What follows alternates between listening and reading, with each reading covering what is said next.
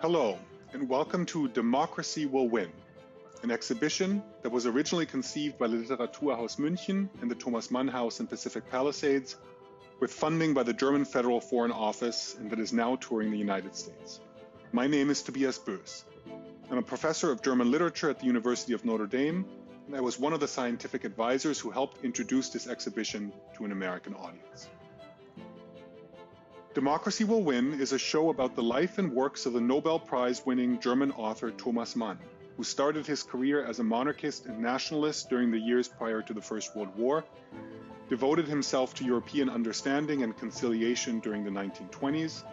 and became an influential defender of liberal democracy during the 1930s and 40s, when he lived in the United States as an exile from the Third Reich. Mann was the first prominent German to address the Holocaust and to speak about the responsibilities that its legacy would place upon the nation that had perpetrated it. Ironically, his unsparing criticism of Adolf Hitler would come to be used against him when the Second World War was over, and he was branded as a communist fellow traveler during the McCarthy era. In 2015, the German federal government acquired Mann's former residence on 1550 San Remo Drive in Pacific Palisades, the White House of Exile, as German President Frank-Walter Steinmeier dubbed it in recognition of the author's far-reaching influence. The villa is now a memorial site and a meeting location for artists and intellectuals who agitate on behalf of democracy and for German-American friendship. Our exhibition is organized around this metaphor of a White House of Exile. Placards in the first half of the show are decorated with images of furniture items typical of solidly bourgeois German homes in the late 19th century, the kind of environment that Mann was born into. This part of the exhibit tells the story of the author's journey from self-avowed non-political man to democratic activist. The second half of the show is visually dominated by exterior shots taken in Pacific Palisades, to emphasize not only Mann's later American identity, but also the fact that democracy is always defended in the public sphere. This part of the exhibit is dedicated to the many courageous men and women who have followed in Mann's footsteps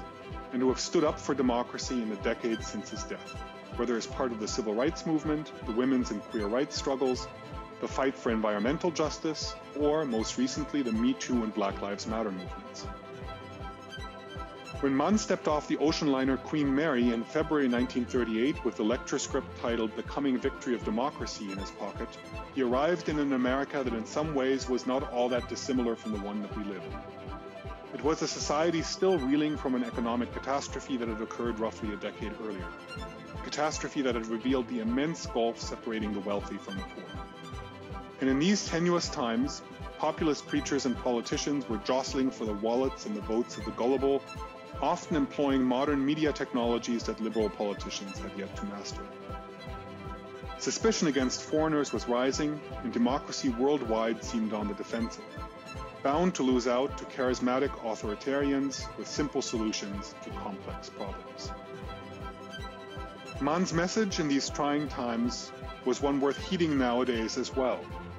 It was that democracy alone is a truly youthful and truly energetic form of governance, because only democracy can continually reinvent itself and put forth new ideas, new approaches, when the old ones have ceased to work. In the decades that have passed since Mann's death in 1955, we've seen this youthful energy at work in Birmingham, Alabama, and on the National Mall, in the Monday demonstrations against the East German regime, and in Hambach Forest, where a new generation of environmental activists made their stand against our fossil fuel dependency. On behalf of all the exhibit organizers, I hope that you will find the story we're tracing compelling, and that, like us, you will walk away from it with the conviction, democracy will win.